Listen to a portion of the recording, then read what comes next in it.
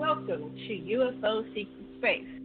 And I'm your host, Janet Lesson, and I'm here with a bunch of people. We're having a panel today with Richard Knight, Susan Johnson, Theresa J. Morris, and Bruce Cornet will be joining us for the second half.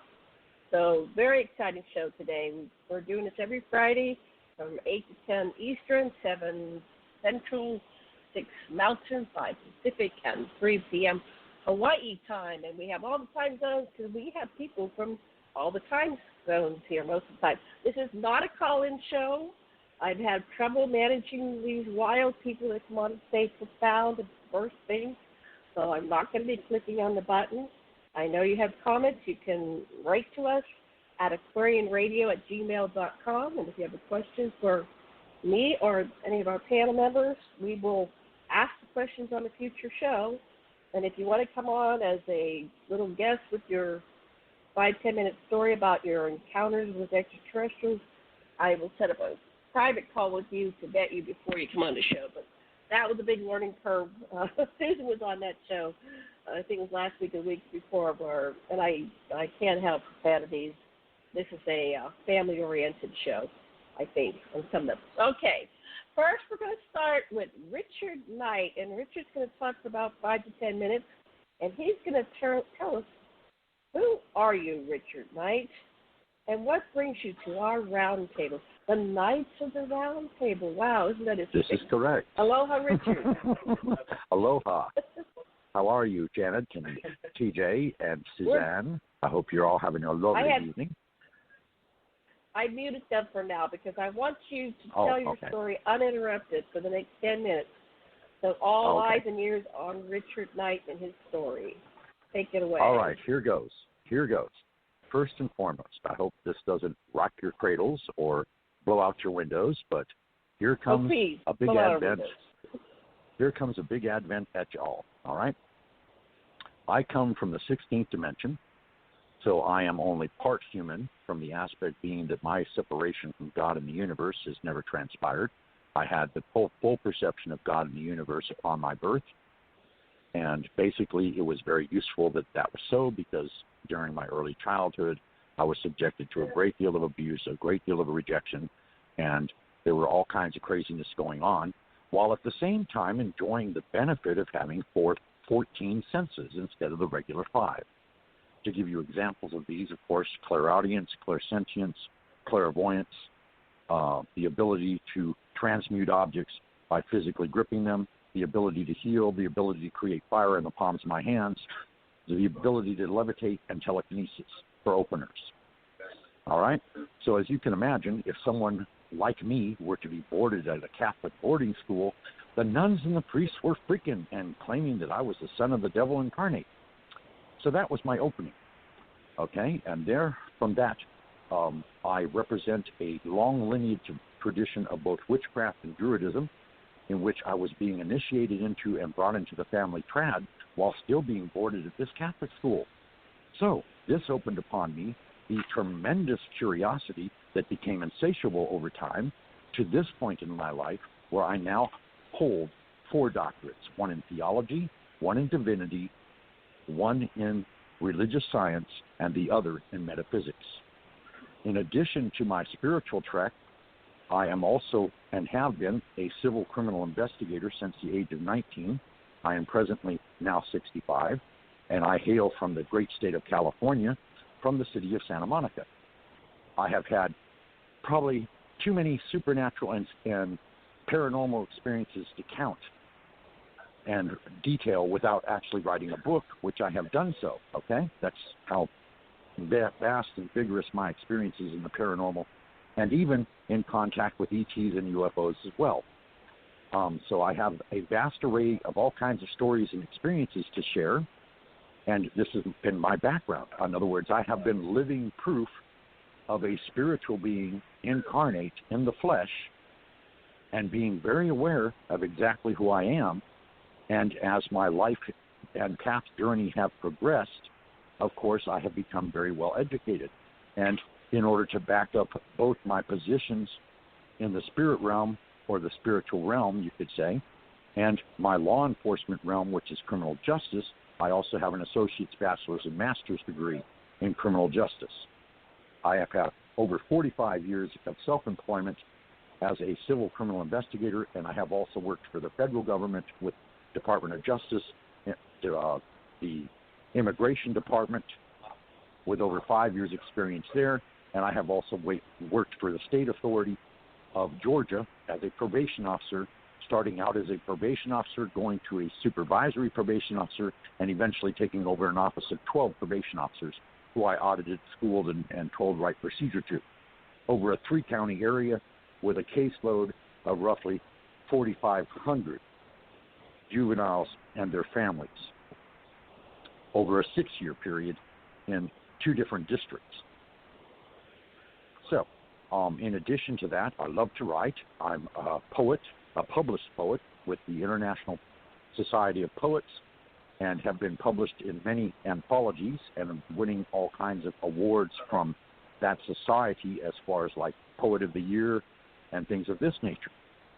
In addition, I am a very thirsty person when it comes to knowledge.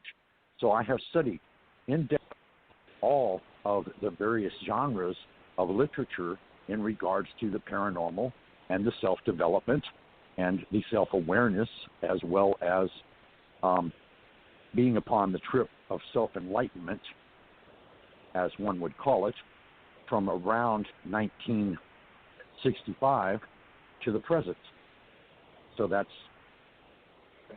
55 years in that particular area. In addition to this, I have been studying the martial arts since the age of 9, and I now possess 4 black belts in the martial arts, the highest of which being 5th Dan Grand Master in Kung Fu.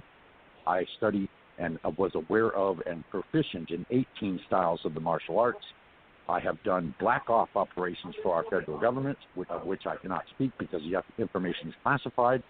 I have done surveillance for the federal government against organized crime, and I have also arrested judges and law enforcement for racketeering, thinking themselves to be above the law and victimizing the general public, and they are all in federal prison now serving a 25-year term. So that's a little bit about me.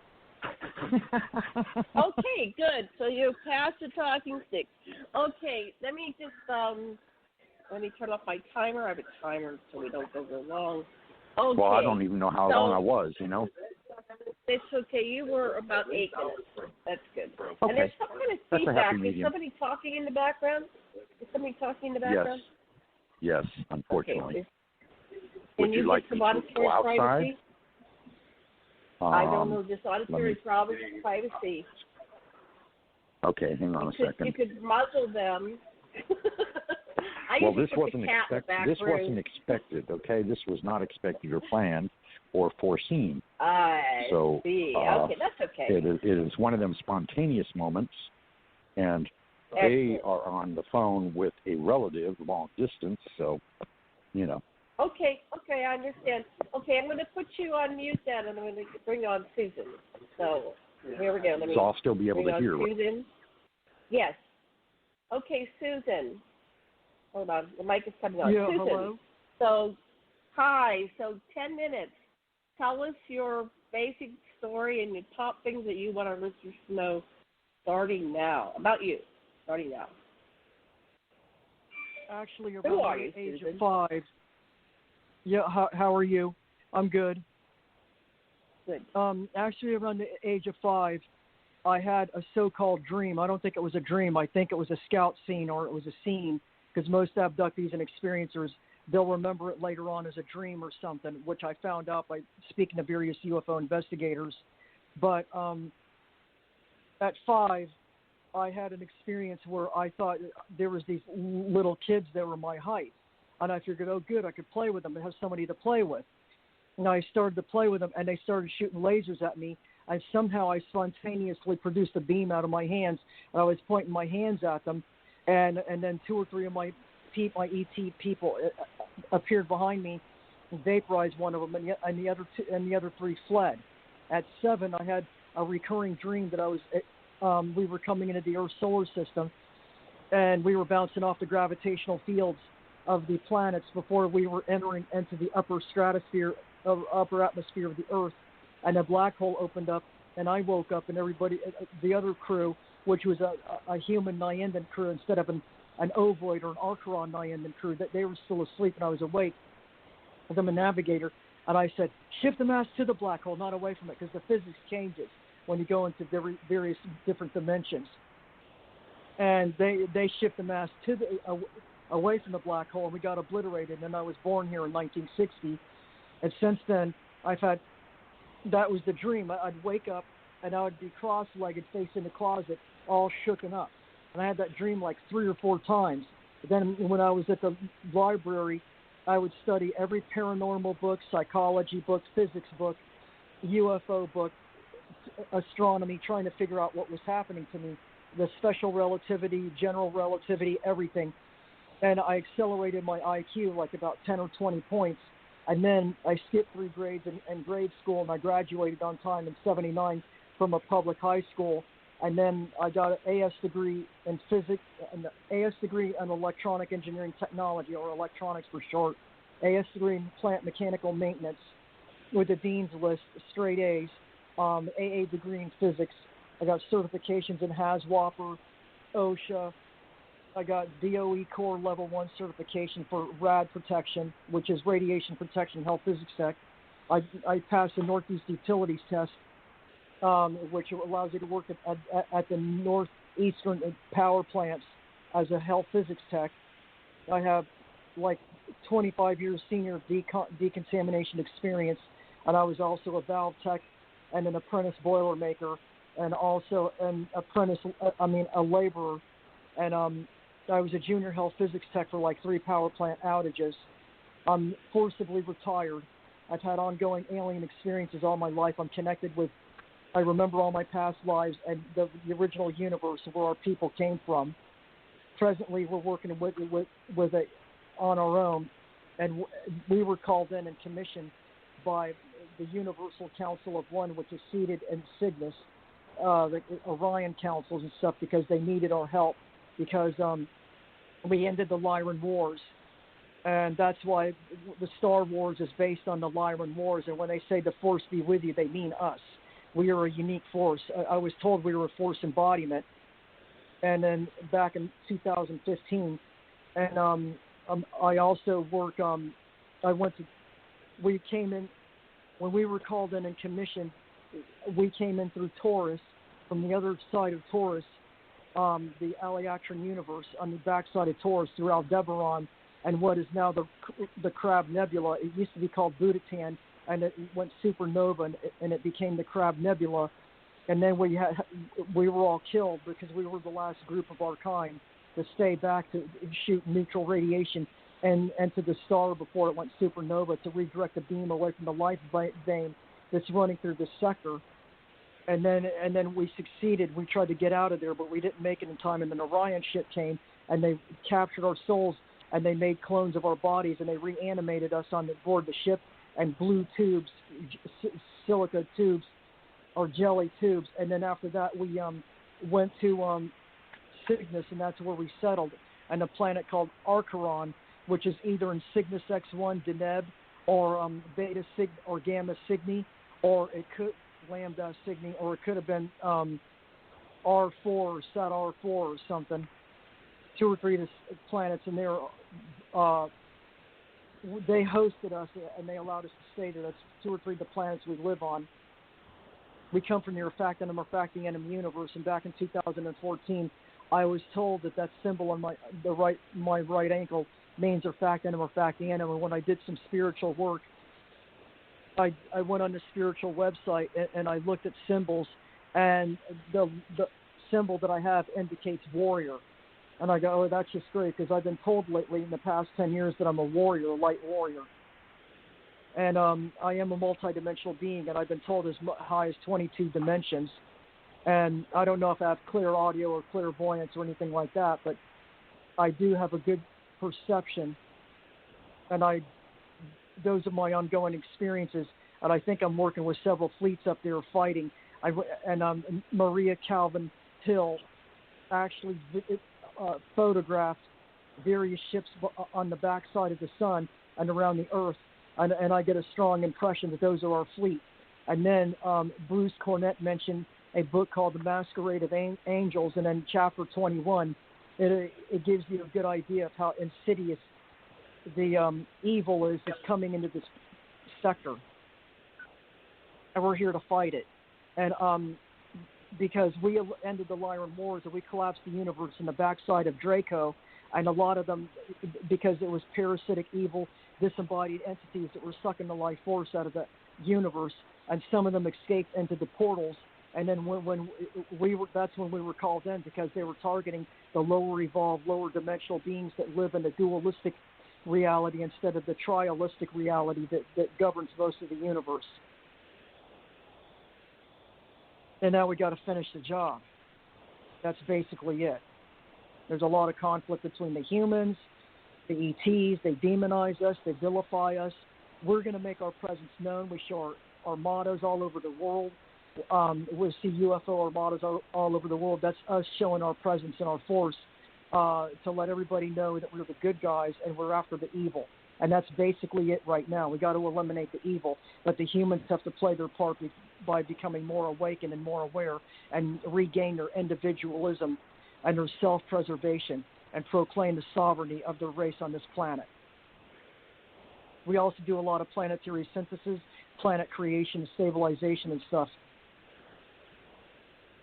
And we've been fighting negative factions of the Secret Space Fleet, but there's two factions that are positive that are working with us.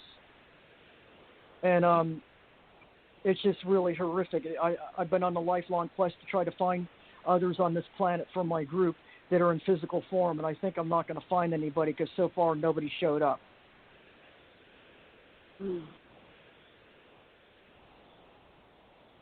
Okay, anything else? You have 1 minute and 50 seconds. Or do you want to pass the talk? Even though I have a deep voice, I'm not transgender. I'm not homosexual. I'm straight if I was to be active down here, but I'm asexual down here. I'm only attracted to my own kind. And I'm heterosexual. And I have a deep voice because it's partly because, I don't know if it's because I have Asperger's syndrome. I was diagnosed with Asperger's syndrome, which I think is a neurological rewiring because they said their neurological wiring is different.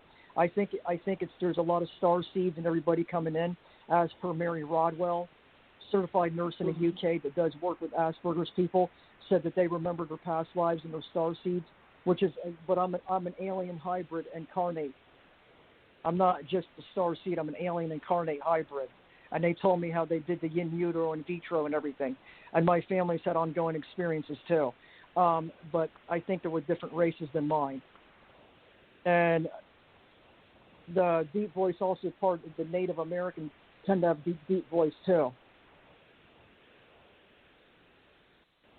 Excellent. Okay. So we'll come back to you. We're going to keep going around here and get the short 10-minute or less intro from each person. So let me put you on mute. And Bruce showed up, so I will have Bruce. Hi, we're doing like a 10-minute. Wait, okay, here it is. Bruce, we're doing a 10-minute intro on ourselves, who we are, our background, maybe our education, our paranormal or extraterrestrial experience, and what brings us to our show today. Welcome to the show, Bruce. Hi, can you hear me? Yes, did you hear what I said about we're doing 10-minute intros about ourselves? Yes, if you would like to, I'm going to set the timer because people tend to get long-winded, and then I'll let you know when you've got about 1 minute or less. But you can pass it if you want to go less. It's fine. You can just say I'm done talking. I'm passing. We have an invisible talking stick that we pass back and forth. Well, okay? maybe I should go last so I can get a gist of what the others are contributing.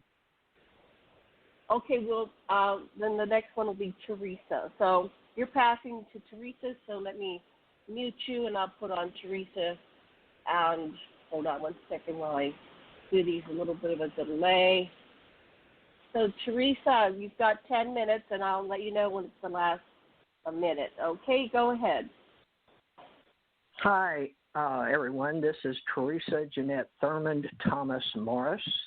I identify as a androgynous being from another place in space and time. As far as my intelligence goes, in this reality, I conform to being a humanoid, sentient, intelligent being by choice.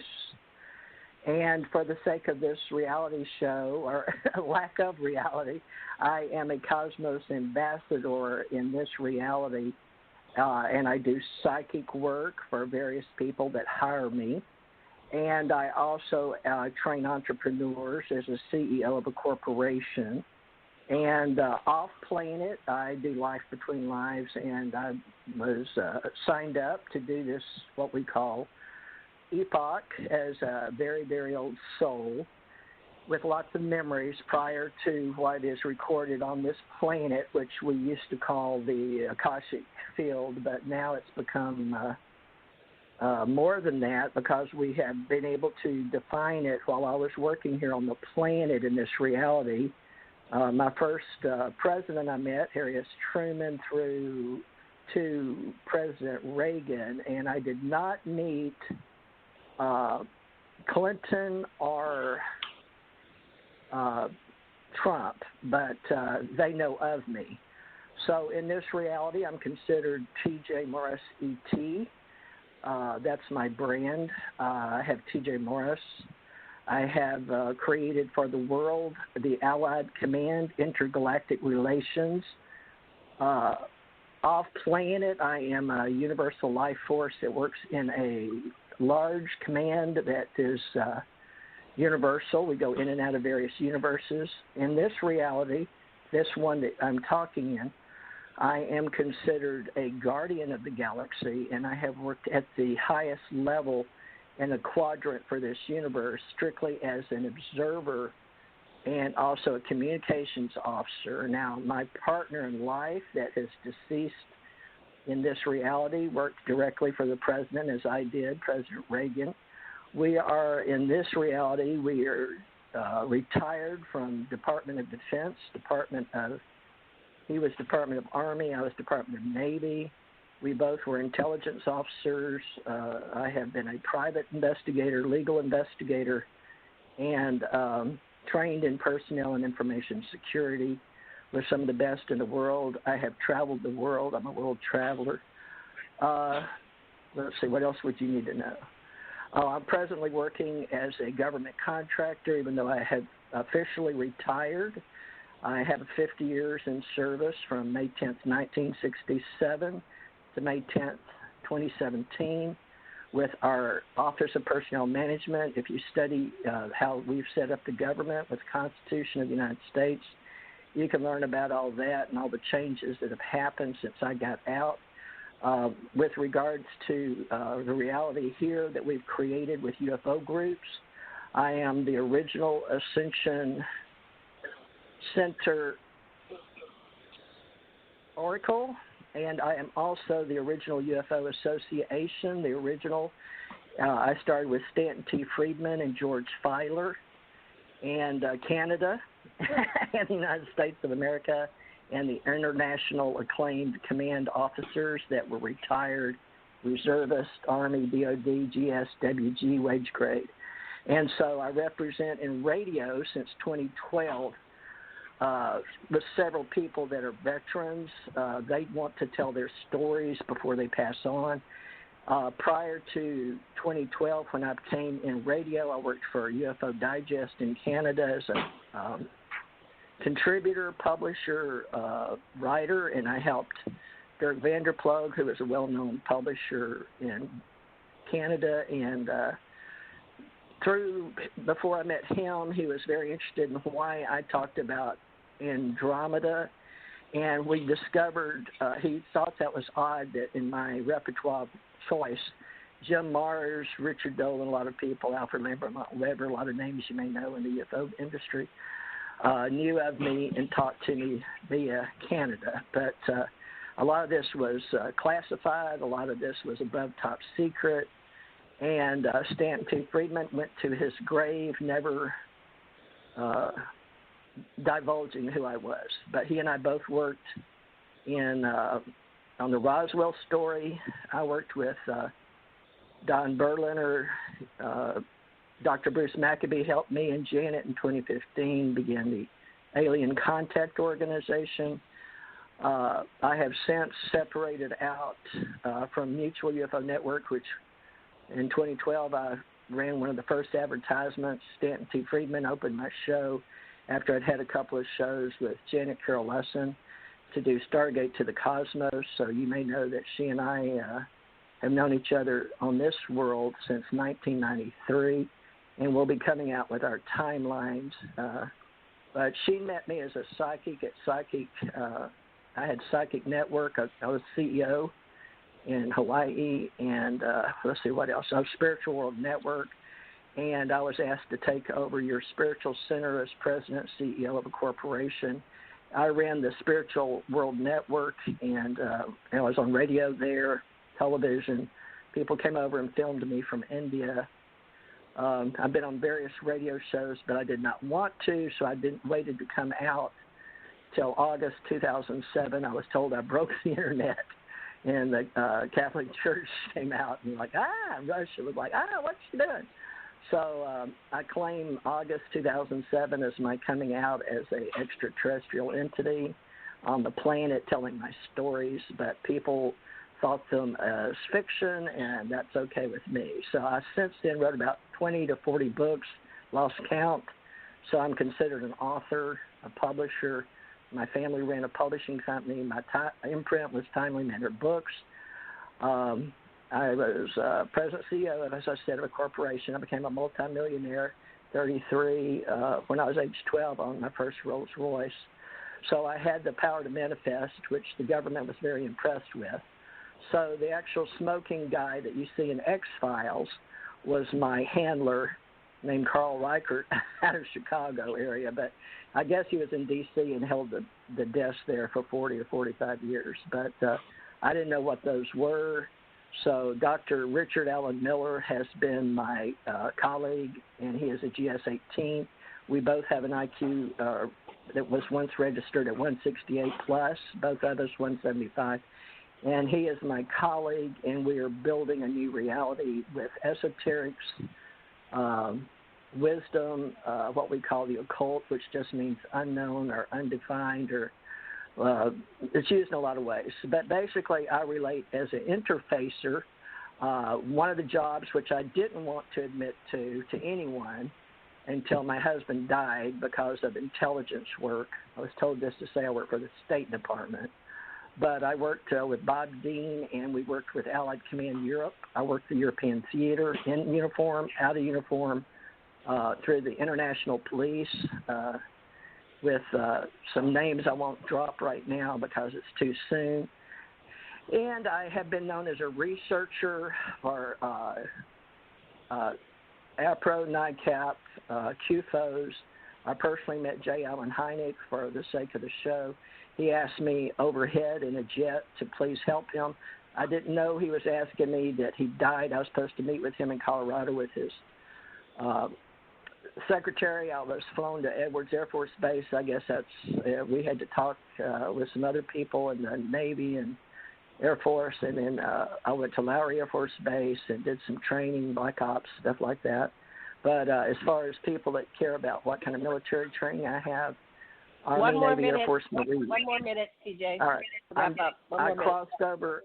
I ran for all Joint Chief of Staff in Sea or Mariner. So I've been working globally and internationally, and I'm just here to observe and communicate. And I really identify right now with the cyborgs and the AI and the robots, and bringing in what we used to know were just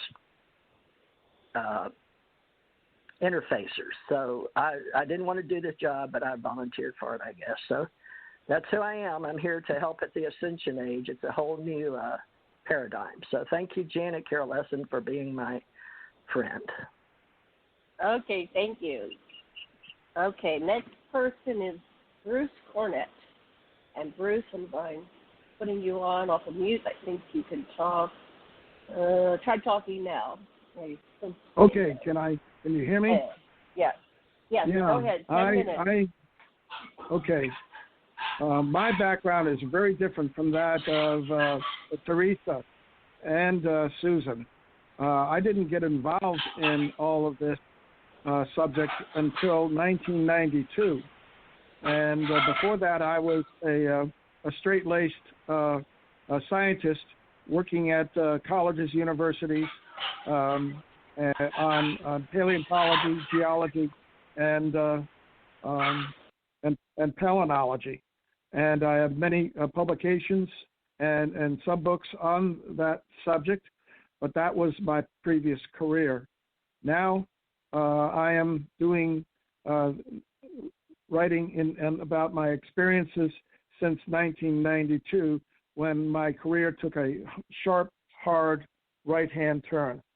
And I ended up discovering that I lived right near a UFO hotspot near Pine Bush, New York. And I contacted Dr. Ellen Crystal, who had just written a book, Silent Invasion, on all of the activity in my own backyard. And as a scientist, I was very curious about what was going on. And she took me out into the field on the very first night I was out there. I saw things I could not explain, and I was literally captivated.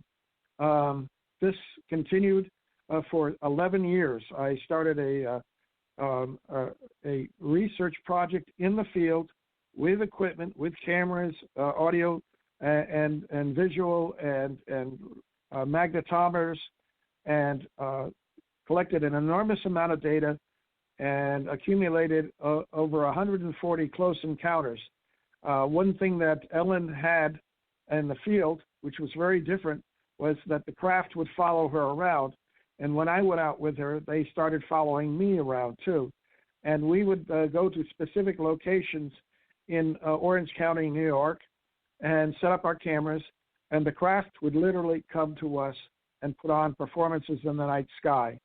They, with their plasma lights, would create sky glyphs that I would capture on time exposures, and then piece the pictures together to understand what type of figure they were creating in the night sky, and there were quite a few. I never got very close to these craft.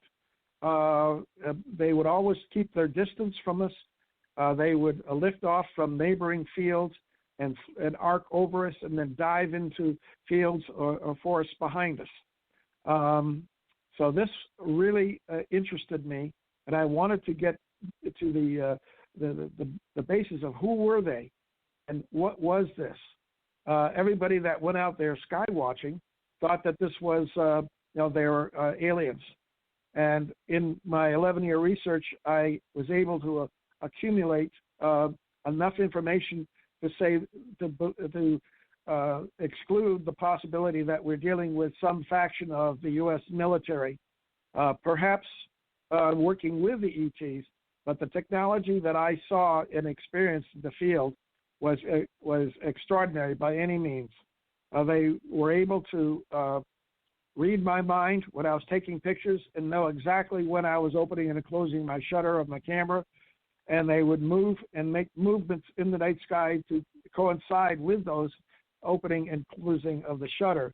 So I was able to do experiments and determine that there was a telepathic communication, and I don't know of human pilots that are capable of doing that.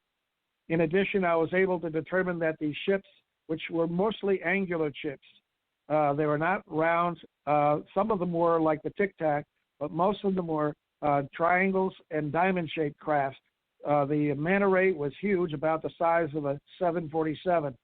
But what was extraordinary is that these craft would come out of the ground and they would dive into the ground, into an underground base in a local area there, about 8 miles from Stewart Air Force and Army Base and International Airport near Newburgh, New York.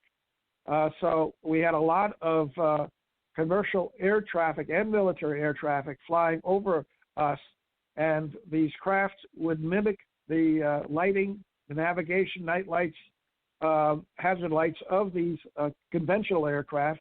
They would also produce sounds. that would attempt to create audio camouflage, and they were quite successful at fooling the people on the ground. When they would hear the sound, they would say, "Oh, that's just a jet." But my analysis and recordings and frequency analysis showed that they were not normal jet sounds. They were synthetic sounds composed of at least 12 different frequencies, and they disobeyed the normal Doppler effect. They were reverse Doppler, and that has since been shown to be a product of anti-gravity craft. So that was a smoking gun that these craft were indeed not built by humans. And so I recently published a book called Unconventional Aerial Phenomena in the Hudson and Wallkill River Valley of New York. It was published in 2019, and you can buy it at Amazon.com.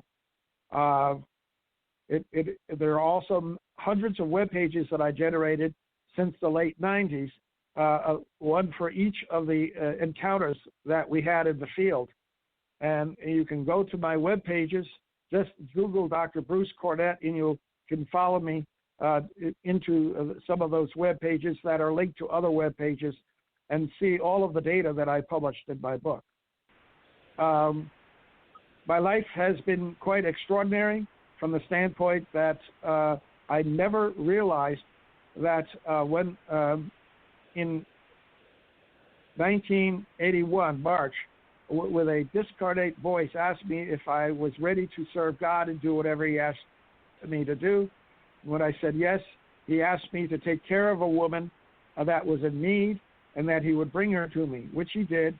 And I met her in late 1983, and lived with her for exactly 7 years.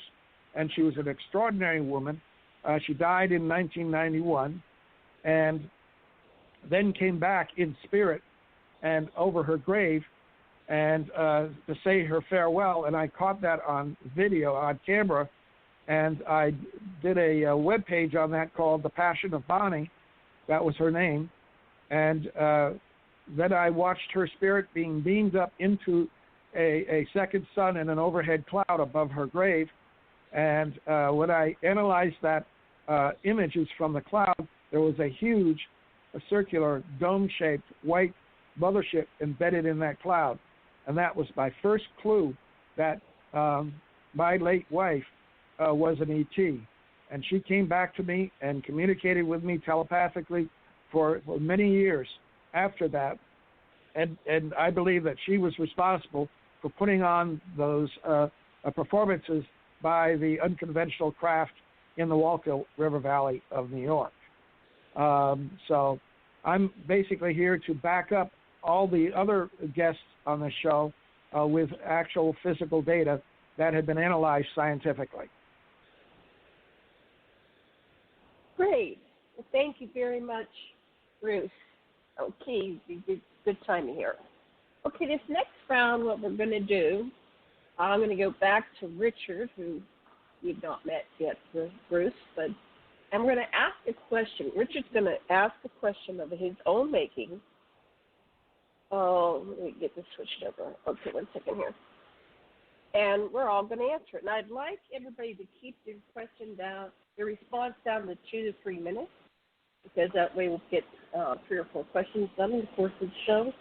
And Richard, you go first, ask the question, and answer your own question.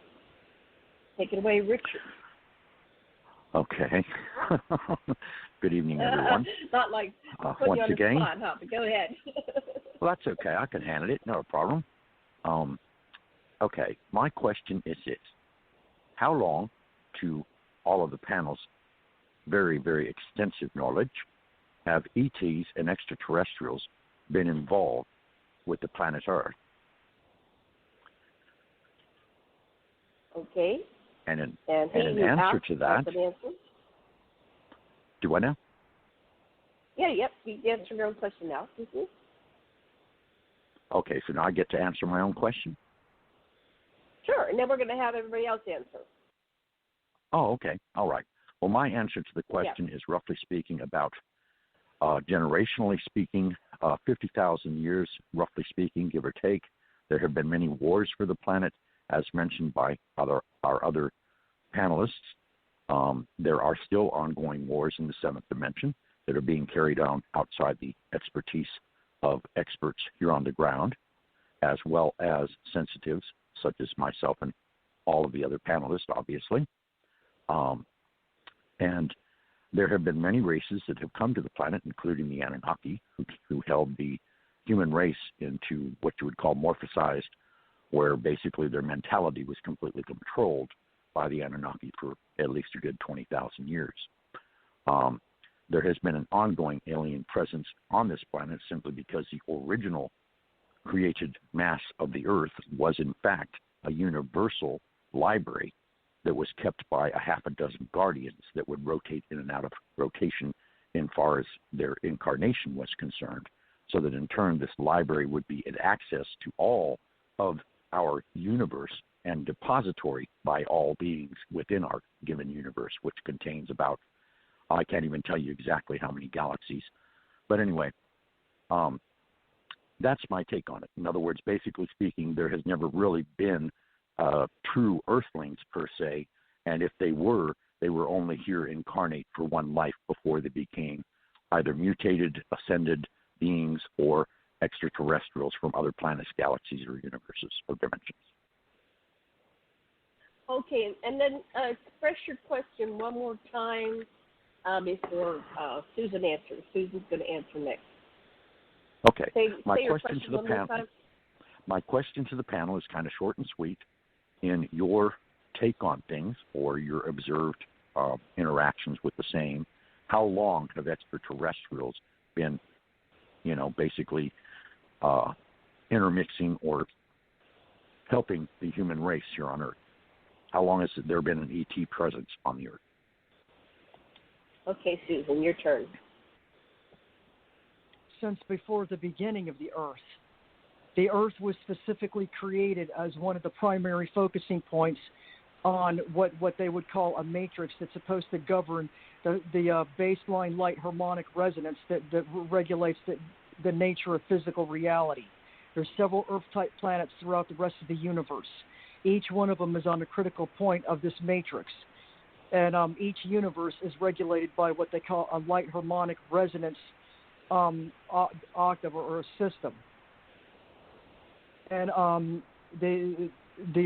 so I understand it was multiple races that created the Earth. It was the Orion Council, mostly the Master and Creator beings from there, and maybe some from Sirius, and maybe some from, I want to say Andromeda or Pleiades. I'm not sure. Some of them, the common progenitors that are down here, and they got a large number of people that are following them, like the Palladians, the Arcturians, the Sirians, all that. Had a hand possibly in creating the Earth, and then after the Earth was created and activated and locked in to the dimensions and stabilized, there was a lichen phase and an igneous rock activation phase, terraforming phase. That's where the Bigfoots come in, because they're a terraforming type race that works with various different alien races in the universe. And then after the Earth was created and stabilized, there was 2 or 3 indigenous human colonies on the Earth itself. I know others say that there were 7 root races and stuff, but I think there was like 3 major indigenous human races, which means that their planetary identity matched their soul identity, because every planet has a planetary identity, and then as governed by the central planetary energy vortex. And then 5 human colonies were supplanted here. Right after Zeb Tepi, which would be called the golden time. That was when the indigenous humans and aliens that were colonists that used the Earth as an outpost coexisted out in open, and there was no secrecy or hidden agenda or anything at that time. And that's when all the pyramids and everything were created. They were not created by the Egyptians. They were created by other races that came here and had left before the 5 human colonies were put here. The Anunnaki interfered, and they screwed up the human genome, and the humans were supposed to be a multidimensional multi-coalescent being that was able to access higher realms and higher vibrations and stuff, specifically because of where they're located, which is a critical point. This Earth is in a critical strategic navigational point in this universe, where several converging dimensions occur, but also it's in this life vein that runs from Cassiopeia all the way through Auriga and Canis Major, which right. You got can you wrap up your answer? Yeah, wrap up your answer. Okay, yeah. We'll go to the next person. Okay, and the Anunnaki came, screwed up the human race, and that's what caused the wars to start. How they turn off this timer? Shut up, timer. Okay, there we go. Thank you very much, Susan. That was funny. I couldn't get it to turn off. Okay, next respondent is Theresa. Hold on one second while I get this mic thing manipulated. Okay, Theresa, your turn to answer the question about how long have ETs been involved on the planet, and try to keep it around 3 minutes so we have a chance to get around with several questions. Okay, take it away.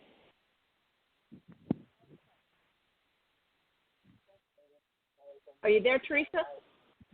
Yeah, can you hear me? Okay, go ahead. Can hear you. Go ahead. Okay, yes. regarding the story that we're promulgating tonight, You're breaking up. You're breaking up. I'm trying not to. Hear you. I'm not doing anything. I'm not moving. Okay. Go ahead, try again.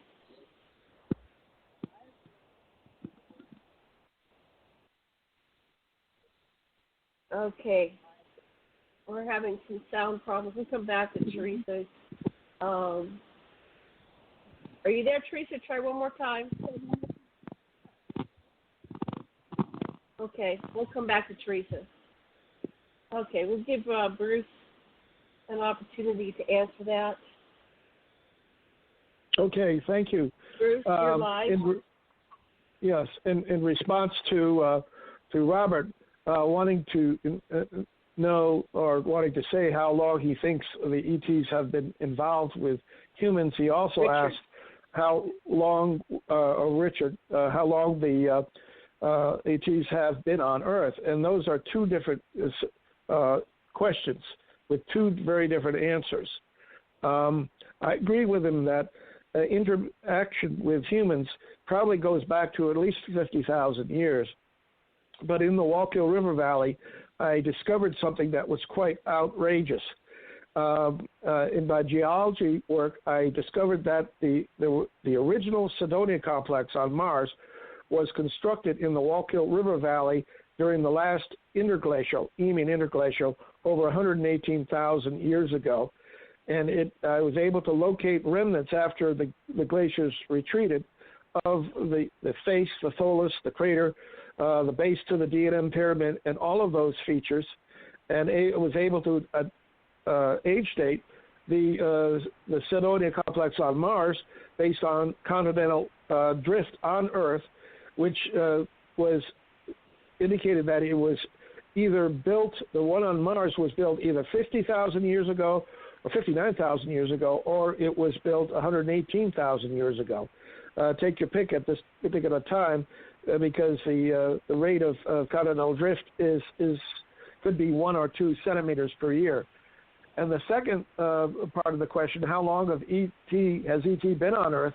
I did a 24 square mile magnetic survey of the area, and I discovered that there were underground magnetic activity, artificial activity going on. But the most extraordinary thing was I discovered an alien probe that had landed on an ancient island in an Ordovician sea over 400 million years ago. How do I know? Because it is completely embedded within Ordovician black shale, ocean shale, sitting on top of a granitic island. And it's now been, erosion has brought it to within 9 feet of the surface, and it is still functional and still sending signals out into space whenever the constellation Bootes is overhead. And these are very powerful signals that come out of it that I was able to measure with my magnetometer. And I was also able to determine that it is triangular in shape, about 565 feet on a side. And that is a huge structure, alien probe.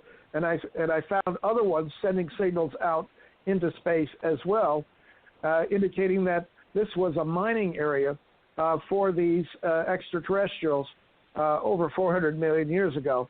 And the granitic masses islands that they landed on are full of exotic minerals and rare earths. And a mine in Franklin, New Jersey. Franklin, New Jersey has produced hundreds of different types of minerals from these granitic masses. So it was a mining probe. Thank you. We'll get back. Let's see, who's next? We're going to try Theresa again. Thank you very much, Bruce. Okay. Actually, I'll take a turn. From my understanding and the research, the story of the Earth goes back, and there's been life and species visiting here since its inception, which was X amount of billions of years ago, because different species indeed, come here to terraform the Earth, and they periodically do what's called interventionism. So they introduce other, species and plants and bugs and everything to experiment. How the hell will this grow and develop here? So the larger life forms apparently came here billions of years ago. I forget the name of the researcher. Dr. Cuomo. It's starting with this C. I've seen his presentation where he goes down through the layers of a mountain, and the lowest layer, which is built up or something. He comes in from the side, and he's found these giants. They're like 30, 40 feet tall, and occasionally you see these pictures of them getting washed up to shore or big to them, and then of course people say it's all fake news. So we have the stories of these things, and I'm going to have Roger Spur of Mud Fossil University on the 20th on the show. He's going to talk about how everything is alive, and he's been doing the analysis, and there's these stories of these mountains that are actually a giant laid down and became fossilized, turned into rock, and some of them died, some of them turned into statues, like Medusa. We have stories of Medusa. So he's going to talk about that. But what I'm aware of is the Anunnaki. That's my area of expertise, and my doctor, my beautiful doctor husband, Dr. Lesson, has with myself. We've written 5 books instead of 6. One in the making. It's about religion and the Anunnaki. But they came here 450,000 years ago, and they were searching for gold to use back on their home planet. The main purpose of it was to coat the atmosphere because it was disintegrating and had holes in it, and the radiation was getting in and rendering everybody sterile and destroying the planet. And of course they synthesized it into a lot of atomic gold, and they used it for longevity. And then I think it was about 300,000 years ago, I don't have the book here, they created the first generation of Homo sapiens. They used the Homo erectus. They combined DNA, and they created this hybrid species. And then they did, fine-tuning where they interbred with the existing Homo sapiens and made Homo sapiens sapiens. So that's my, of course, that brings us to the modern era, and the extraterrestrials, the ETs are here in mass and different species, but the Anunnaki never left. They just are still ruling through their priests and kings and the demigods, which are the hybrid humans with a lot of royal DNA, and they're very selective, and they're kind of the ultimate races. And then we are all the children, so apparently we all have Anunnaki DNA. But back with the Lyran Wars and the treaty that was made, they agreed to combine all the DNA. So we have a reptilian stem, so we're part reptilian as well. Okay, so let me bring on Theresa. Let's give her a whirl here. And then we're going to go Susan, so you can start thinking about it. You're next with a question. Okay, Okay, I heard about unmuted. 3 minutes. Can you hear me now? Okay, I unmuted you. Yes, we can hear you. Go ahead. Okay. All right. Regarding the word extraterrestrial, that has to be defined in ontology, but consider that I am considered ET. I also would suggest that the universe adds itself to before space and time, so we can't use linear time. So therefore, it's non-existent into the way that I would use folklore. But most of the ancient stories we tell ourselves for the sake of being humanoids, Homo sapiens sapiens, is based on the word.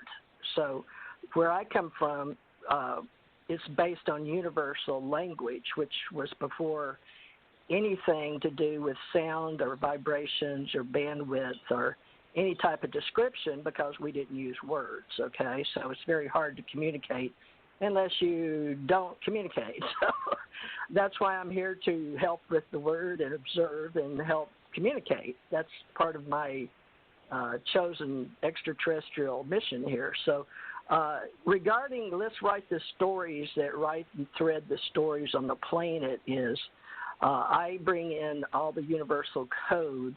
Before we had the photon memory in the what they call the grid. So I presently am working with a lot of theorists because science was taken from original philosophy. And right now they go back to Aristotle on the planet and create forward. However, as far as archaeologists, anthropologists, people that talk languages of the earth being extraterrestrial, I'm working with all those that understand that before humans existed, we had all biologicals. So to me, Earth is an extraterrestrial, and Earth is made up of former biologicals. But because they only on this reality, in this dimension, they only use carbon-based, what they call time in space. So unless it's carbon, you can't date it. So the Earth is ET, and I'm ET, and everybody is ET. So it's all ET to me, so that's my reality. So thank you. Thank you. Okay, Susan, give me a second. What question? Hold on. There we go. What question do you have for everybody? And you're going to start by answering it yourself. You're going to ask it and answer it yourself. Are you there, Susan? I'm here. I'm trying to think. Okay.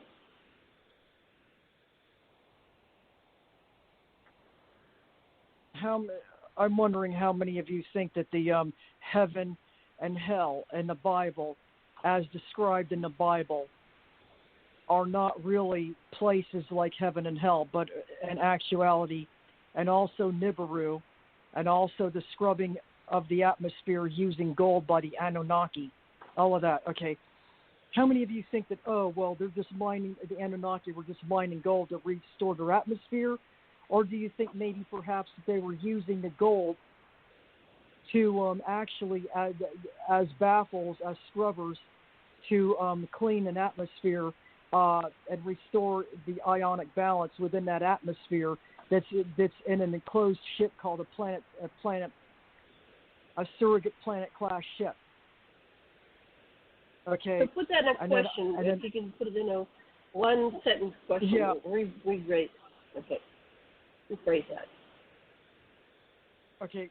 How many of you think that the Anunnaki were just here just to mine the gold to restore the atmosphere on their planet? And how many think that, well, is it not really a planet, but maybe a surrogate planet class ship? Okay. And then my answer. Yeah. Go ahead. That the Anunnaki came down here. They messed up the human genome. The humans were already here. I know because I was working with some ETs that supplanted a human race here, a colony, from an Earth that was in the fifth dimension. And the humans were very passive and docile and very friendly, and the animals and that fifth dimensional Earth was very aggressive and very hostile. And they put them here in the colonies and stuff, and the mountains to see how they would adapt. and then they had to be taken off world when we found out it was too harsh down here for that human colony from the fifth dimensional Earth, and we returned them back home. Okay, so the humans here were messed up by the Anunnaki because they decided to make them subservient and usurp them and dummy them down to make them slaves to mine their gold, and also slaves to be used as a commodity in trade and make slave armies and stuff.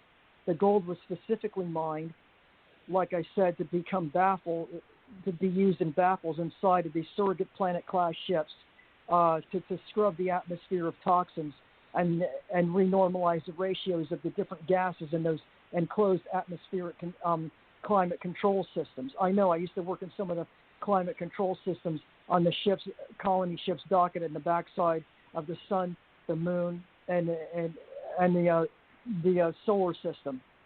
And as for heaven and hell, those are surrogate planet-class ships that are enclosed and are called Arcavanas. Nibiru is not a planet. It is another type of planet-class ship that goes around, and they can also offset the Earth's orbit and create the Great 30 Flood. seconds. And that's what they do. That's my answer. Okay, thank you. Okay, hold on. We're going to go turn on the mic for Richard. Back to Richard. Wow. Go ahead, Richard. Your answer. I thought mine was complicated, but yours panel of geniuses. Just bunch of nerds just here. Really took us out there. Okay. All yes. right. First and foremost, do I believe in heaven and hell? Well, heaven and hell are the creation of the consciousness or the overall awareness of the body of mankind that has been propagated on down through history religiously. Okay, so you're talking about many millions of minds all coinciding together to create these interdimensional realities as a specific place in time, or at least a individual reality that can be experienced by anyone who so wishes basically to do so. For example, there's not just one heaven, there's actually 18 of them. For example, hell, there's not just one hell, there's 7 of them.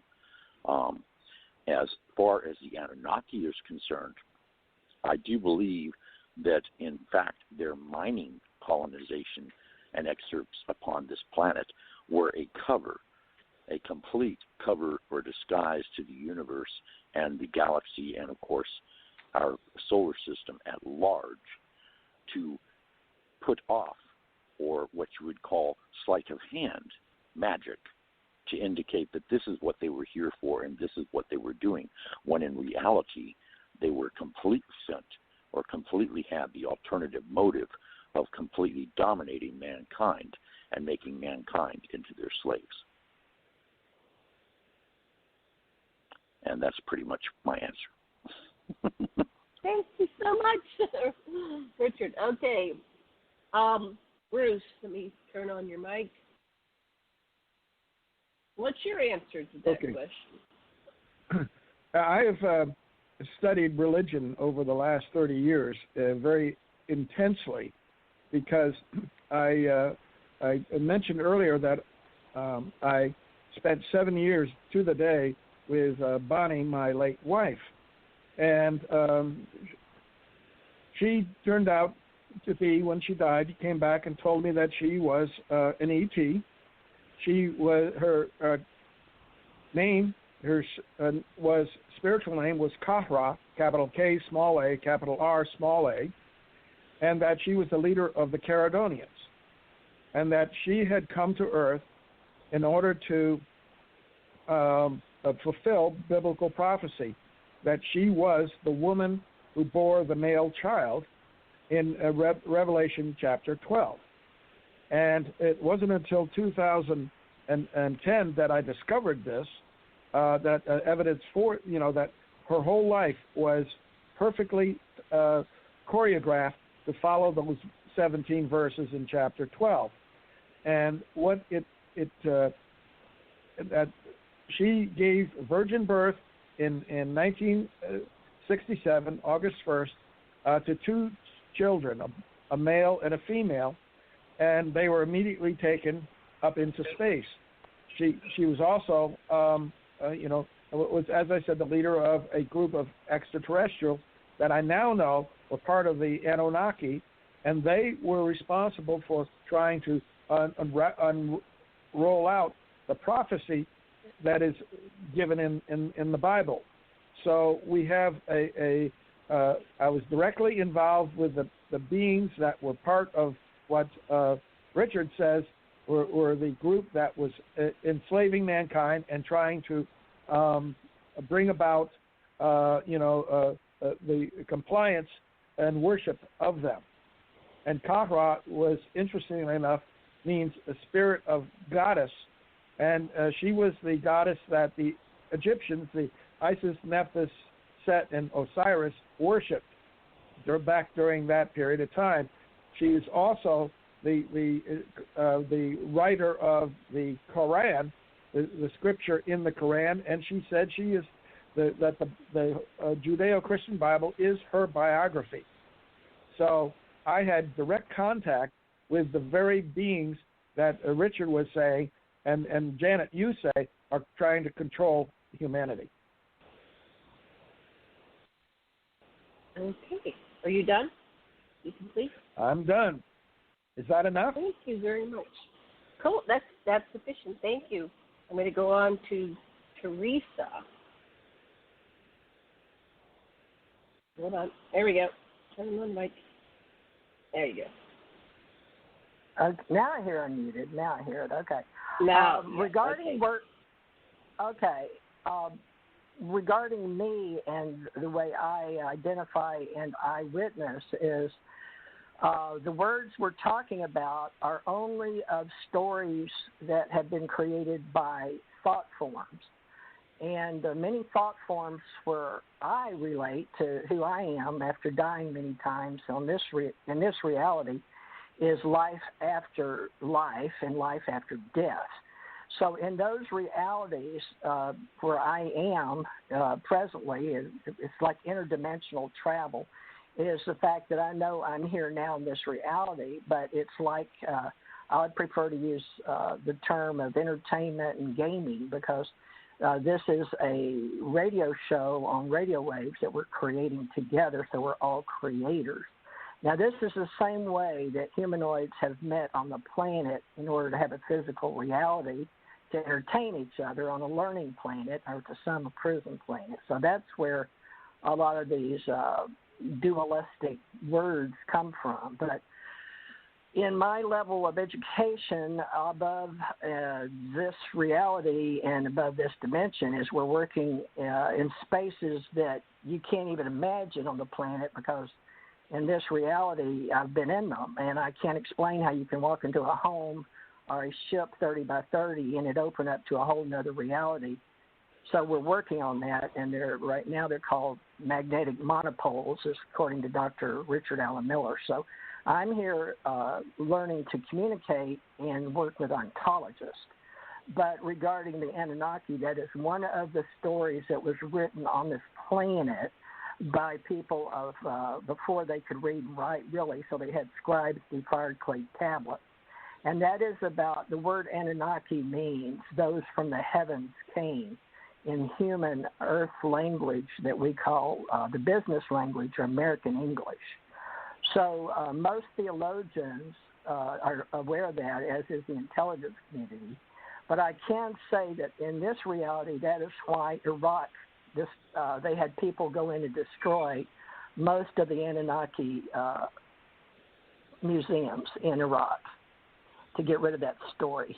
So, stories get ruined on this planet. So I'm very upset about that in this reality as a three-dimensional humanoid. So I'll end it with that. Oh, heaven and hell. Yes, those are man-made descriptions in geology. And on a timeline, I've described it in a science book for the Chinese. And 0 in cyberspace is -1 and +1. Everything's 0. Therefore, put it in math. It's just a language. Thank you. Okay, my turn. Okay. So, Anunnaki, Anu was the king of Nibiru, and Ki is the name of earth. That those who came from heaven, the Viru, where Anu lived, and they are his people that he sent here to Ki, to earth, to establish a colony.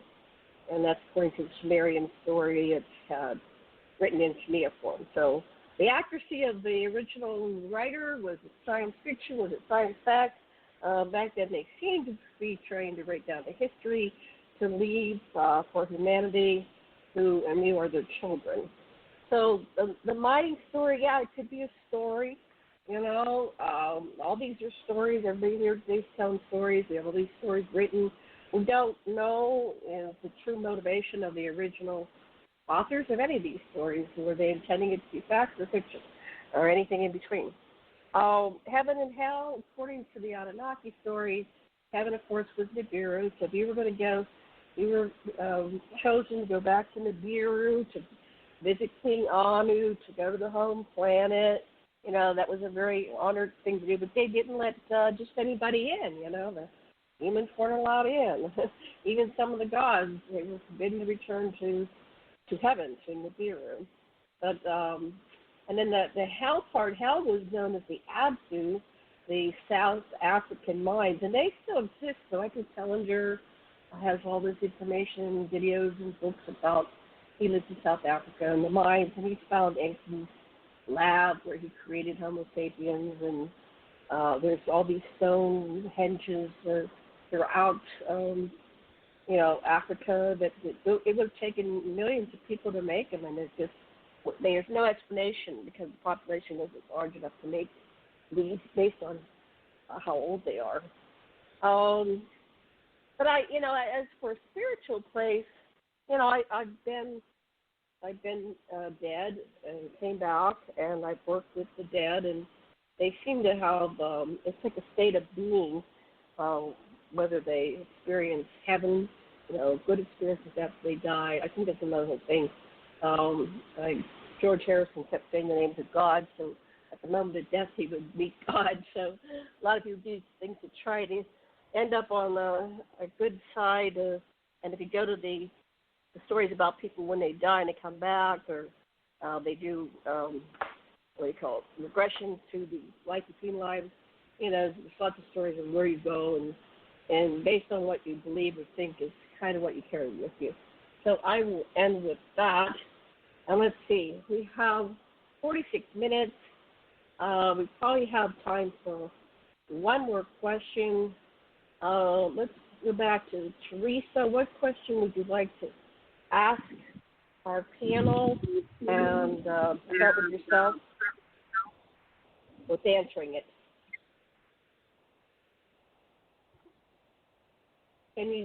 Theresa, are you there?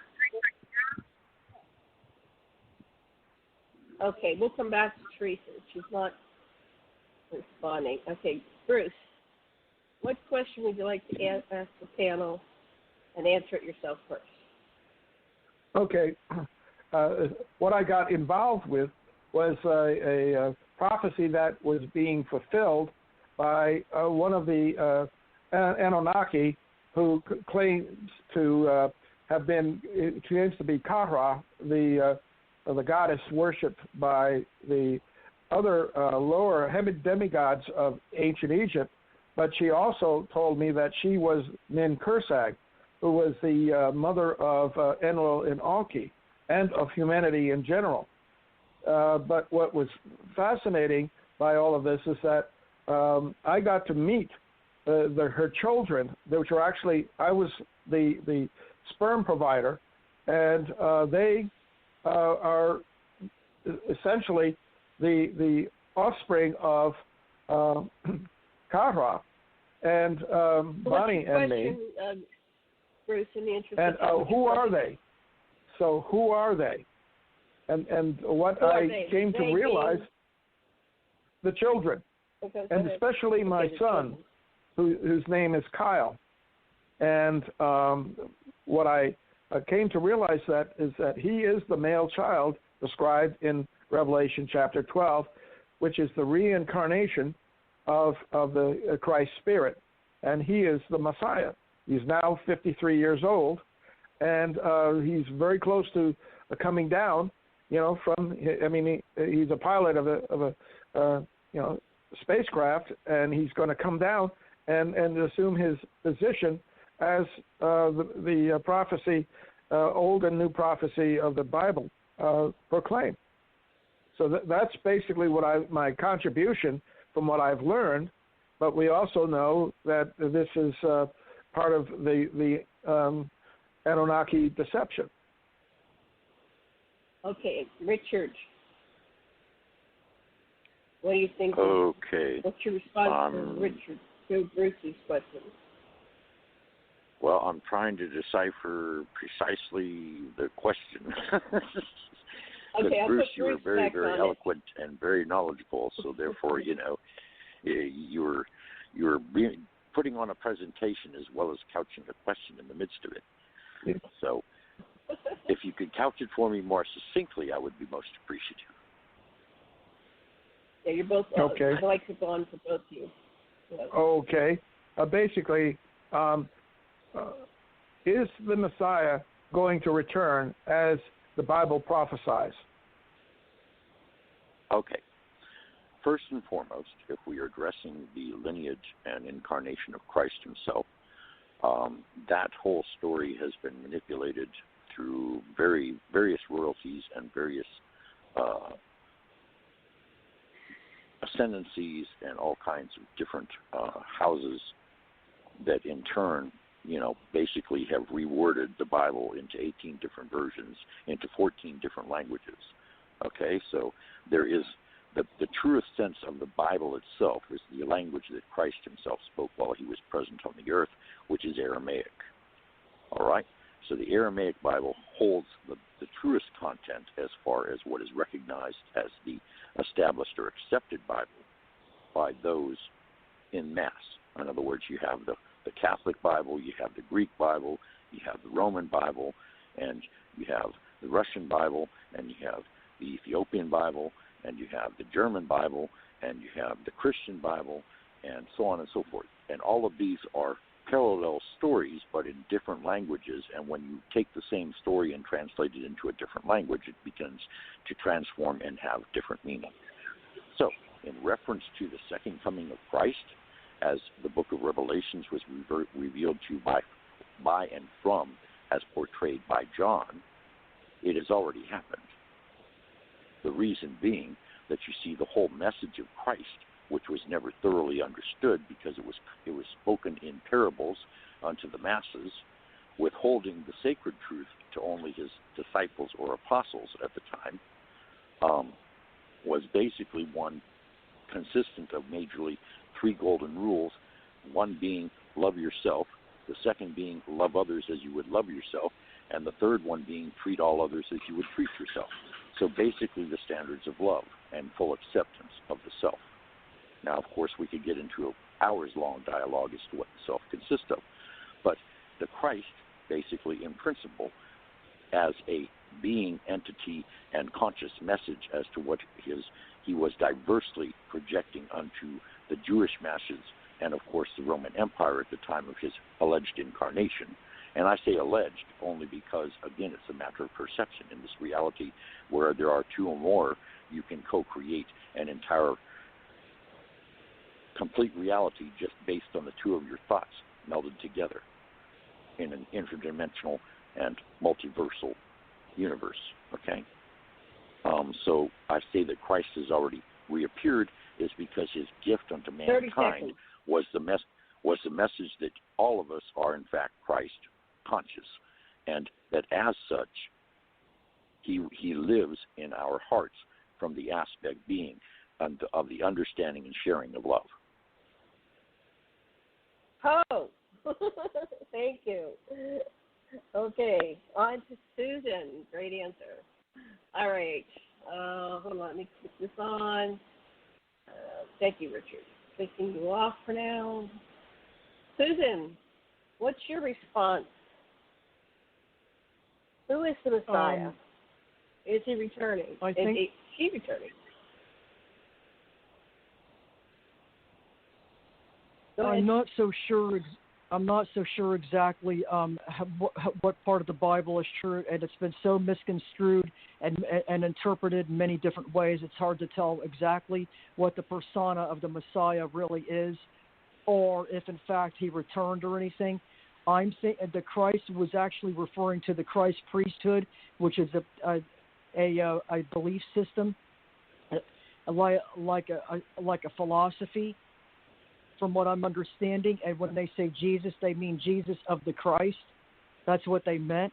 As far as him being the original Messiah and everything, that's up for debate. That's where the Jewish religion comes from, because they don't believe that their Messiah came yet. As far as is he already here? I'm not so sure if there is a second return. I do know that it could even be a parable that might even be mirroring the fact that on Ancient Aliens, the series, they say that, oh, well, we're going to return. And then a lot of the Ancient Alien cast are saying, no, they never left. Well, it could be that the return of Christ could be the return of the Anunnaki, or the return of the representative of the Anunnaki or something. And I think that's why there's a big presence right now on the backside of the sun and the earth and the solar system, because they're aware of this so-called return of the Anunnaki. And make no mistake, they're evil, they're parasitic, and they feed off of other entities. They are the disembodied entities that have taken on lower evolved forms, and they use their vessels and they confiscate them so that they can have nefarious activities. Evil has no rhyme or reason. It's like a cancer in a patient. It doesn't have any logical reason. It's just a parasite. It feeds off of everything.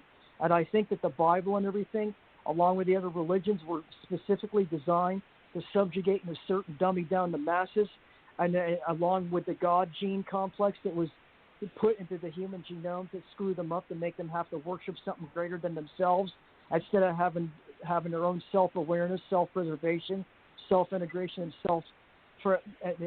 and self-integration and expansion.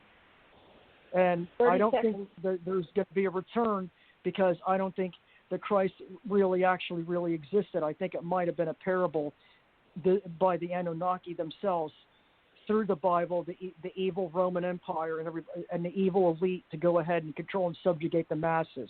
And I think the Christ's return is in fact the return of the Anunnaki. I think that's what the symbolism means.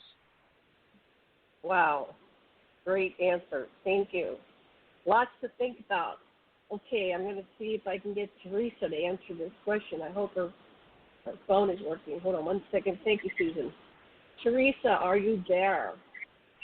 Yes, can you hear me? Yes, we can now. Can you hear me? Who's the Messiah, and is the Messiah returning?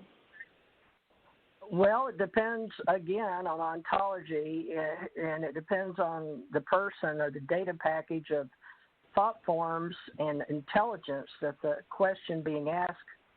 It's like Q in Star Trek, okay? But I believe that Dr. Bruce is referring to what in America and in theology is one of the Christian beliefs, as well as the Jews, as Susan referred to. So these are words, folks. These are stories, and these are thought forms to separate the masses. Now, what I understand about people dying is there's been many people on the planet that have waited for a Messiah. Now, the way science interprets the Christ in thought forms is like some famous people said, is, the greatest day is when you're born, and the second part of you is knowing why. And the Christ Messiah, I do write. I'm a writer, and I use Christ consciousness as a ministry for the universal life forms.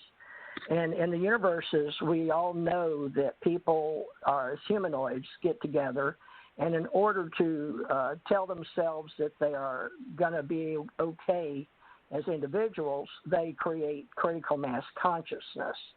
So Christ, the Messiah, is the critical mass conscious of the word God, but we've had many at many levels of meritocracy. But when you're God realized, as in the old New Age, which is no more because we have the Ascension Age now, the Ascension Age embodies the Christ consciousness in the new epoch of what we call time and space. So that's the answer is people come and go from this planet expecting to be saved from. So what it is the packet of intelligence inside your consciousness that you know that inside of biological, that is your you. How you think of as you, I. And when you think of the Christ consciousness, the Messiah is the we, you, they thought forms on the outside of you. So once you grow up and become awakened, you realize the inner and the outer is yes. There is no other. So there is no minus, there is no plus. There's only zero, which is all encompassing the Messiah Christ consciousness. Done. Excellent. Wonderful answer. Wonderful. Okay, I'll take a stab at this one. Okay.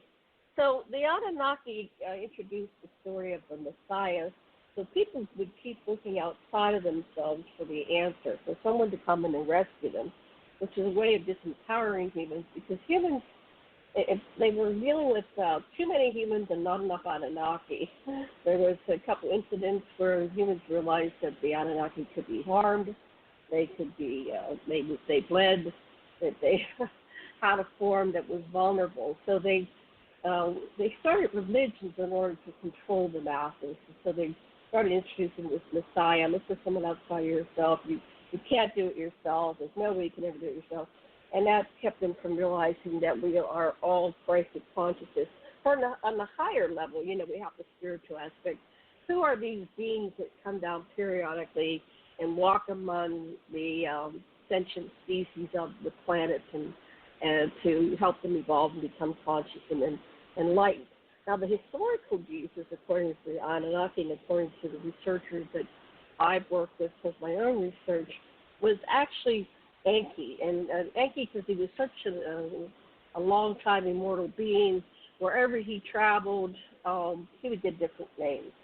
So he's known by many names. In Egypt, he was Ptah, and he was Aquarius, he was, Neptune, Poseidon. He's got many names. And so do the gods. They all have many names because they were so long-lived and even so short-lived. But the wedding in Cana is actually the wedding between Jesus and Nimma. And Nimma is Mary and Jesus is Enki. Nimma and Enki were forbidden to marry because in order to settle a rivalry with the opposing faction, Anu had Enki wed Damkina, who was the daughter of the opposing force, in order to make a truce so they would stop the wars on Nibiru. So that hurt Nimma tremendously. She went off and got pregnant by Enlil. Their son was Ninurta. So finally, many thousands of years later, they worked through the politics of their family, and they said, screw this, we're getting married. So that's what the wedding at Cana was. The two of them finally got married, and they never left, and they're still walking around. And Mary, of course, is came to Fatima, and she's the Lady of Guadalupe, and he walked around into the Americas, and he's the big, tall, white guy that they were waiting for to return, et cetera, et cetera. So that's my humble opinion, but what do I know? Okay, we're going to put this. We have enough time probably for one more question. We're going to turn on Theresa's mic. Question for the group and answer it yourself. Take it away. Is it for Theresa? Is it Mike? Okay. Yes, regarding all right, thank you. I consider everybody a part of the Christ consciousness or the thought forms. And as individuals, we all have an I, and as I said, the we, you, they. And this is all up for exchange now because of the way we're working together on the planet as a critical mass consciousness. So now we're involving AI, which I'm very familiar with off planet because everything is biological, but everything's also AI. So my question is, in this reality while we're here, how can we each help each other form a story line beginning now for supporting each other in fellowship? I don't know, is that a question that I asked? I think it should be in this AI reality, accepting that we're all data packs in thought forms in this game of life. How can we all support each other while we're witnessing, I guess, each other in this reality? I'm not sure how to say it. And what is your? That's good. What's your answer? My answer is show up and understand that we're communicating in cyberspace to create community. So I'm doing my best to show up and communicate and create community. So that's my answer to my own during this time of AI. What can we do to support each other? Thank you. Excellent. Okay, thanks. I'm going to turn the mic on to Richard. Richard, your turn. Okay, that's a very, very interesting question, to say the least. And my take on it would be this. In order to come together to create a harmonic unity, we must, of course, form an alliance amongst all of ourselves that are present, those of us more pronounced or more out in the manner of speaking, making others aware around them of who they are and where they truly come from and where, in fact, they are, what their mission is here to accomplish. If we greet each other not simply in the physical body, mind, and heart, but in the supraconscious, Christ-conscious, or even, as we would say, complete spiritual core awareness, the core of each of our beings greets the core of each of all of the rest of the beings present, however they so term, understand, perceive, and outreach from their inner selves to the community or to form the community on Earth. If we take it not purely from the human, but blend it with the awareness and an awakening and an ascension unto the core being of all those present here on the Earth, then in turn there would be a harmonic unity of communication, not purely on the physical or verbal level, but also on the intuitive level, and also in an exchange of a core multidimensional being of light unto another core being, multidimensional being of light.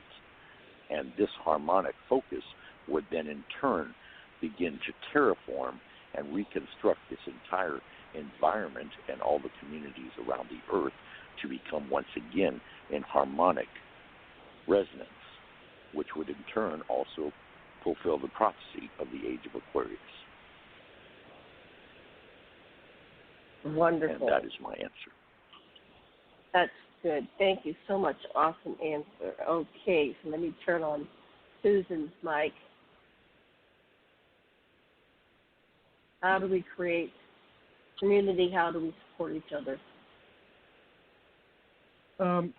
You got to recognize you got to recognize your planetary identity, your universal identity, and your soul identity, which is your first point of inception and creation, whether it's this universe or an alternate one. Realize your true point of origin and your true soul group and everything, and realize the other races that you're trying to help or intervene on an ontological level. And always for the good. Mm-hmm. Anything else? We have about 30 seconds. Are you complete? No, that's it. Okay, thank you so much. Okay, Bruce. Oops, hold on. Sorry, Bruce. There we go. You have to click that just right. Okay, there you go.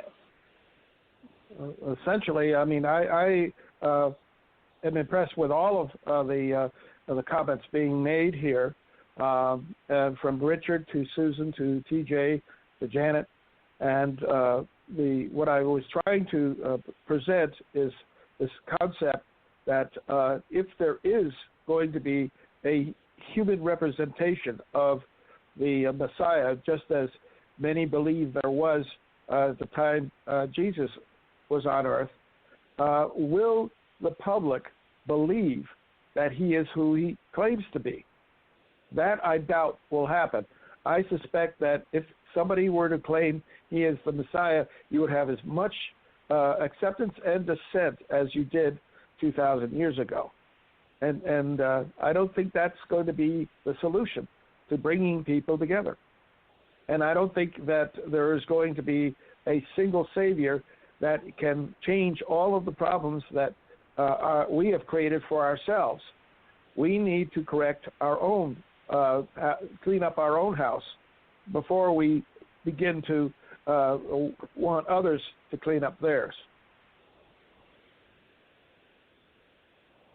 Excellent. Are you complete? Only that I want to say that for the sake of the information being presented, that as Susan said, that that she didn't think that Jesus actually existed, that he is more a myth.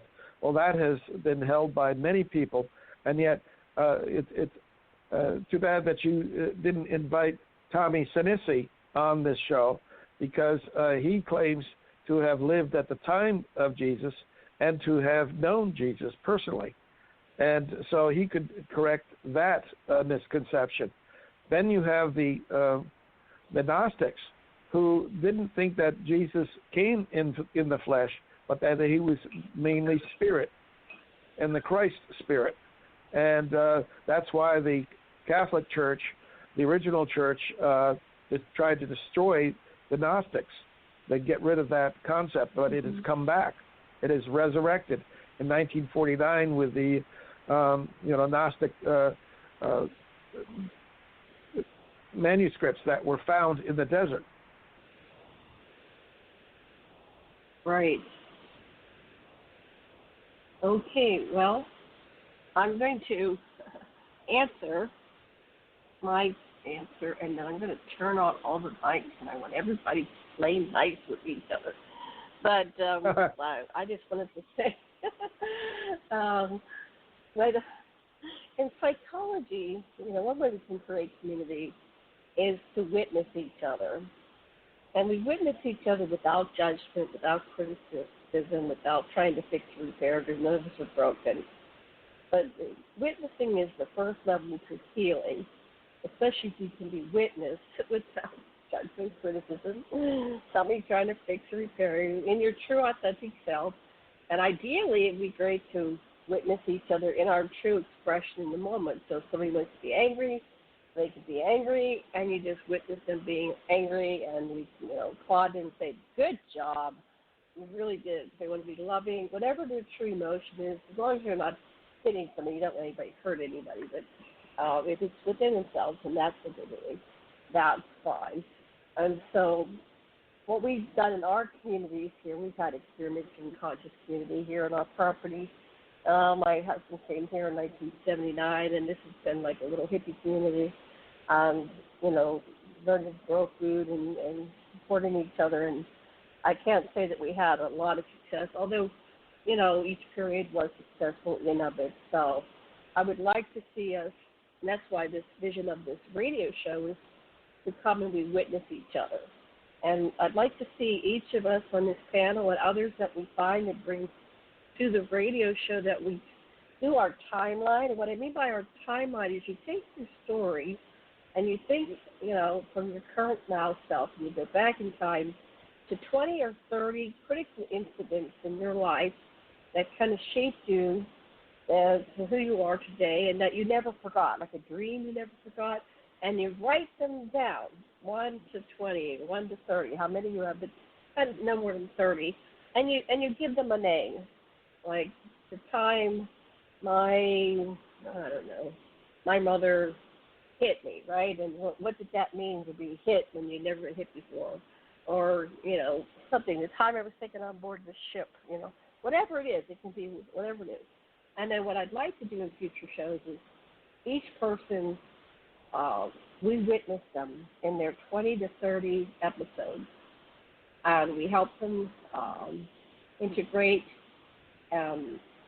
fill that out, and of course, no fixing, repairing, criticism, and then we do the next person.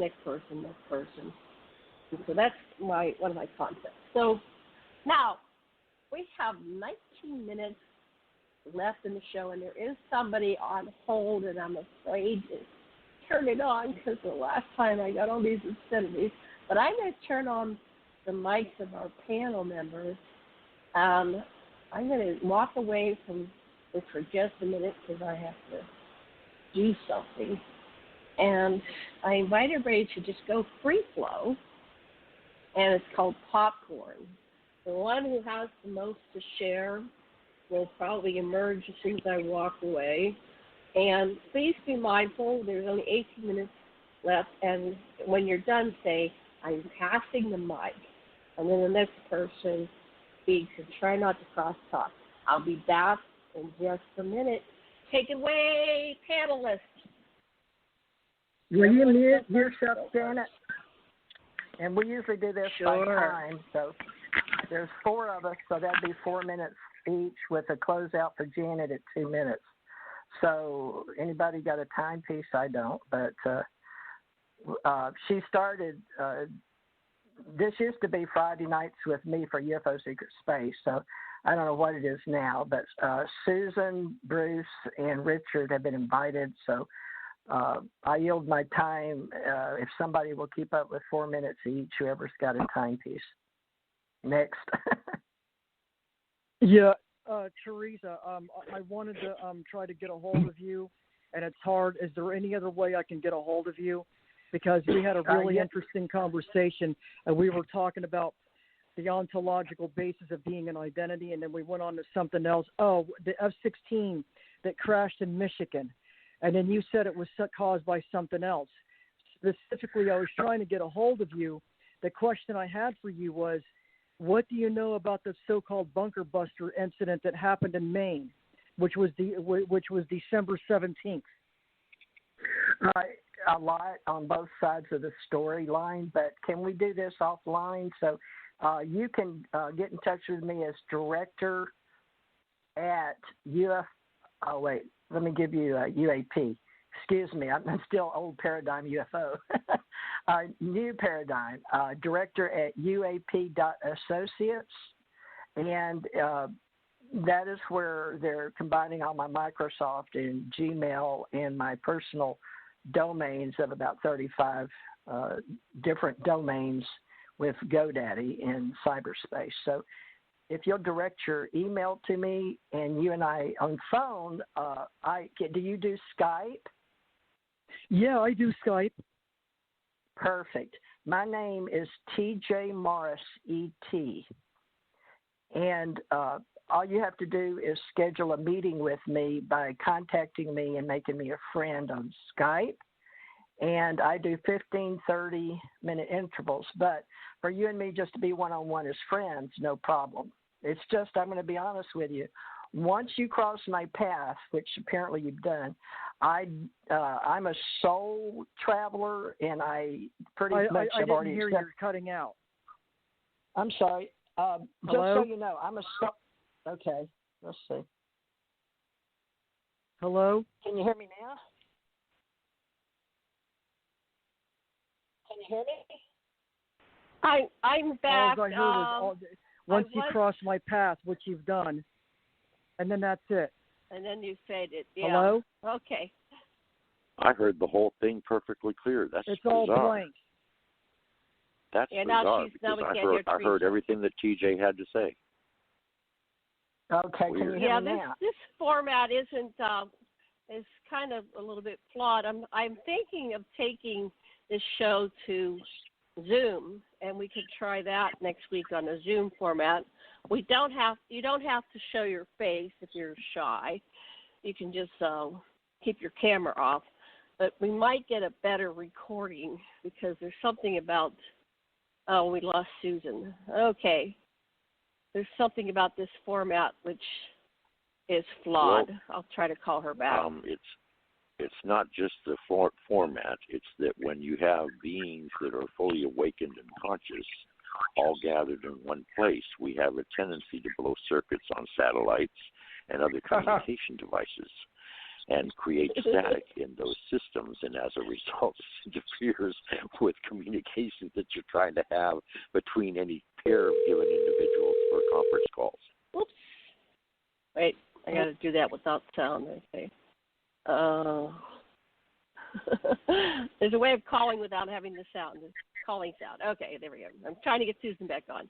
Okay, go ahead, Richard. I'm sorry I interrupted. Can you hear me? No, it's okay because you see, you were addressing an anomaly because Bruce and Susan did not perceive the last pronunciation of TJ's means of sharing the best way to get in communication with her, and I had no interruption whatsoever. This was only experienced in program between TJ, Bruce, and Susan. Mm-hmm. Now, it's kind of a bizarre anomaly in a manner of speaking. But again, can it you shows hear me? that there's, yeah, I hear you fine. Okay. We can still hear you. Weird. A lot of people can't hear me or get in touch with me, Janet. I don't know what that's about. Apparently, we don't know. Richard has insight. But that's well, okay. if we're speaking cyberspace, you're talking about walls creating themselves and dissolving themselves, and dimensions creating space, and black holes and wormholes and portals all showing up at the same time, and beings from all kinds of different dimensions, like myself, showing up at one time. That's right. Mm-hmm. So we can talk multiverses, and we'll have to create those threads. But, apparently different people want to know lower level, what I call three-dimensional thought forms that they're in their reality. It's like a game of life, but there's various paradigms and dimensions and realms. And so we have to do meritocracy, which people don't like to do. But unfortunately, most of the demigods and gods that I've known in the past and in the future and in the now, past, present, future, because there's no space, there's no time, in the photon clouds, of the thought packet consciousness, I'm well aware the reality, of this. that's what we're all working on, is who we're going to be in the future, is the way it's said. But actually, it's us in the now. And I'm in the future, and I'm in the past, and I'm in the present. And I'm okay with that. But I like being up there at the universal level, and that's the story that Janet wants me to tell. So that's the one we're working on. I work in multi-levels. Just so you know, I'll quote Beta, Alpha, Theta, Delta, Gamma, Sigma, Tau. We use 7 levels, not like you said, just conscious, or you said super conscious, but we were teaching that in the 30s and 40s. But now we're working with people, and that's okay, folks. We're all telling stories, but we are going to use I guess radio for a little while with Bruce and Richard and Susan and Janet, and I guess anybody else Janet invites. But Friday nights, we were both doing this, so I've got TJ Morse ET radio, and I syndicate and have my own TJ? Bills. And Yeah, Susan, I don't want to talk finances. Susan is back. Okay, back, Susan, she had I'm sorry, go ahead. Let's use the time for productive. Susan, go ahead. Ask your questions of TJ. Yeah, TJ, what was that address you were given again? And then you said something about once you cross paths with me, and you've crossed my path, and then we had all this trouble after that. I was going to say, I hope you can stay in contact, because so many people are trying to work at critical mass consciousness in 5G right now, that the radio waves and the microwaves and all the waves we have are all messed up. But please try TJ Morse ET on Skype. I have Google Calendar. Janet needs to make a forum, or I do. I have Blog Talk Radio, and she has Blog Talk Radio. But Susan, I'll be glad to bring you back on my show separate from this one, and we can talk some more. Everybody that wants to interview with me, I'll do that. So I don't know. Janet's the only one, and Tommy, that have ever been able to contact me on this planet and stay with me. Now, Richard I don't has seem been to able be having to. any problem. I know. Richard doesn't have any problem. So, Susan, I guess I'm it not, depends on... I'm not really human. Well, yeah. So, Bruce, I don't think Bruce has ever had trouble. Have you, Bruce? With what? Communicating with you?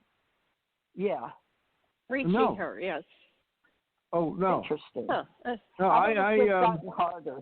I've got her on Skype. I get messages from Skype. Okay, well, let's try that, Susan. And I got a phone number. You want it? Wait. You want my phone number? 850-781. 850-781. Wait a second. I gotta get something to write it down. You can call me after the show. Janet yeah, can hook you you probably up should put that information out independently, privately, rather than putting it on the air. Yeah, because I've got so many people trying to get me on all my phones, so I apologize, everybody. They've got all the lines tied up to me, and I've had people coming in my house, and they're trying to fix it. Thank you.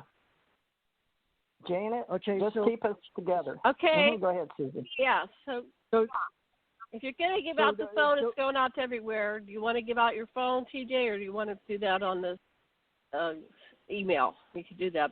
You can give it. You can give it to her. Give it to her off because I'm not sure this one's publicized. All the others are blasted out, full blast.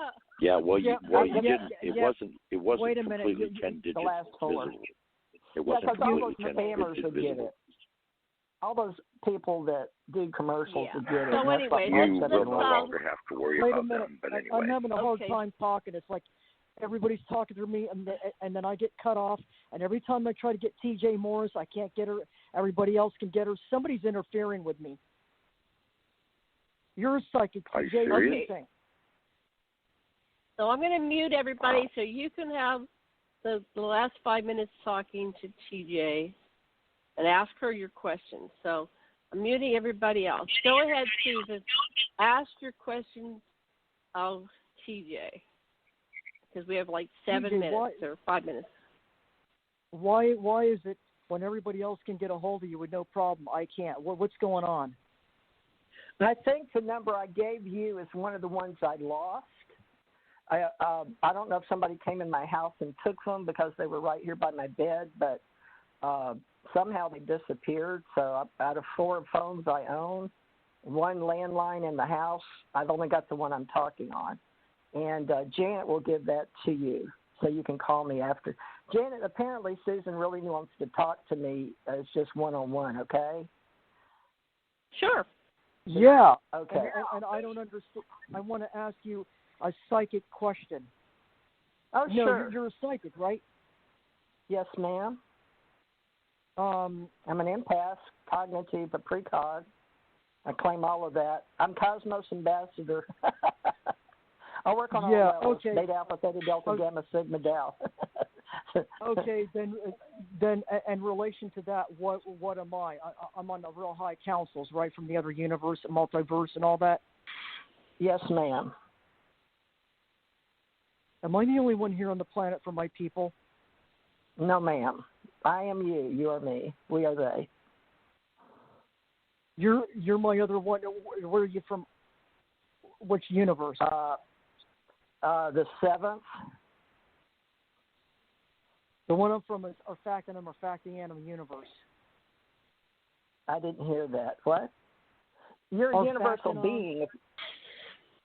I can't hear. Can anybody tell me what she's saying? I can hear her you're totally speaking fine. Universal. That's weird. I can't hear her. All right, so it's universal levels. We're having trouble in bandwidth and vibrations and sounds, and that's because the language we speak, Susan, isn't modified. So we've got to speak in our biological. So first of all, we have to accept our biological forms and become humanoids. And then we've got to find each other on the planet. So it's part of the game. And it's not the easiest game I've ever played because they made me a communication officer. It's not part of the game. It's part of direct interference by the negative ET scourge because they don't want us to connect. Okay. All right. Well, it's however you interpret it. So I apologize. I don't think it's on my part, Susan, so please don't take it personal. I'm a very open, I'm actually a personality on Facebook, so please connect with me on Facebook. But most of the time people think I'm on Facebook, but I'm not. I'm a developer inside GoDaddy. So I have a probe core, a cPanel, and it's a different level. And then so when I punch buttons in domains, it goes into Facebook. But I'd be more than happy to assist you. How do I get a hold of you? How do I call you? Do I Skype you? Do I Messenger you? You have an iPhone. Yeah, can I Messenger you? Skype her. You can Messenger me. For now. Janet, please give her my phone number when we get off. Janet has a direct line to you, and when she disconnected us, we got disconnected. You said okay. Oh, yeah, I thought you had already exchanged numbers. No, I couldn't get a hold of her. I called her and I get the answer machine every single fucking time, and it's a mixed garbled up. It's like Happy New Year, like that. All garbled. Happy New Year. That's all I could get out of it every time I try to call you. Interesting. Okay. It sounds like we're being interfered with. Thank you. Yeah, that's exactly what it sounds like. Okay. I wanted to ask her. You heard the book Masquerade of Angels. I'm getting echo feedback in my voice. Right. So let's wrap this up because we're out of time anyway. So let me pull on Richard. Final words, Richard. Say whatever you want to say to our listeners. We thank all of our lovely listeners out there in Cyberland, or from whatever perspective or perception you are perceiving us in. We greet you with love. We greet you with heartfelt warmth, healing, and wish you the highest possible ascension to become your highest possible good in the here and now. Lovely. Thank you. Bruce, final words to our listeners. Oops, wait. Got to click you on. Sorry. Your mic was off. You're probably talking away. Go ahead, Bruce. Final words. Open your minds our listeners. And open your hearts to new information. That is the time you will grow and ascend. Thank you. Susan, final words to our listeners? Get in tune with oneself and trust your gut and your intuition, and don't react to everything that's different with a knee-jerk, fear-mongering, want to attack it kind of reaction. Instead, start interacting with it empathically. Try to sense what the entities and what they are, and don't fall for the sadistic entities that are portrayed in the book called The Masquerade of Angels. Thank you so much. I want to thank everybody on our panel, Susan, Richard, Bruce, and Theresa. Thank you, listeners, for joining in. Thank you. We will be back again next Friday. Actually, it is Christmas special show with Richard Knight.